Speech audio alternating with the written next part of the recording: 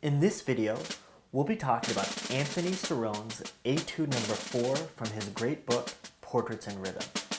This etude was selected as the California High School audition piece for Allstate. This etude features delicate rhythmic passages as well as several opportunities to demonstrate smooth rolls. To do this, you want a stick that is heavy enough to control at very soft dynamics, but long enough and with a corrected bead shape to demonstrate very smooth rolls. So for this reason, we want to avoid using drum set sticks because they're much harder to control. They're made for sounding great on a cymbal, but not made for sounding very clean at soft dynamics on the snare drum.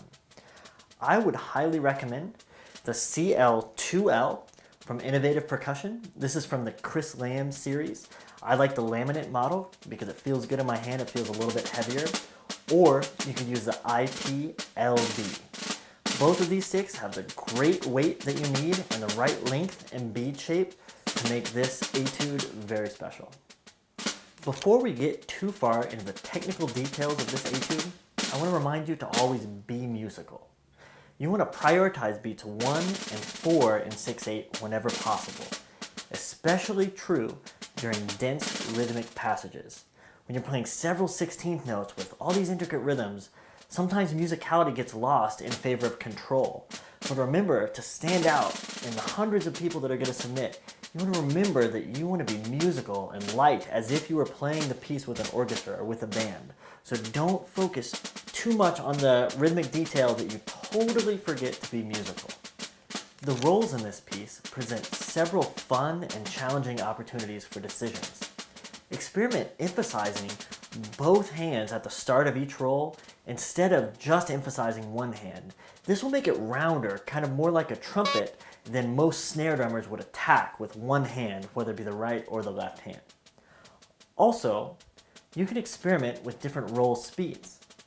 Perhaps a 16th note roll speed is a little too slow, and using 16th note triplets might be a little too fast. Try using a septuplet for all of the dotted quarter notes and a quintuplet for all of the quarter notes. I notated some exercises and put it in the PDF material on Innovative's website. As an exercise, it would help to practice the hand speed without any of the buzzes, without the rolls.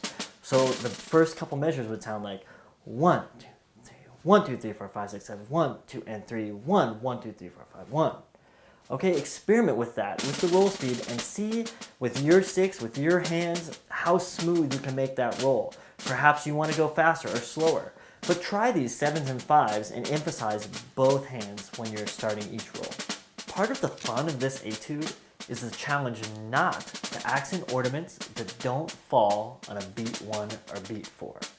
This would include flams, rolls, and roughs that don't fall on those strong beats. Notice measures like 31.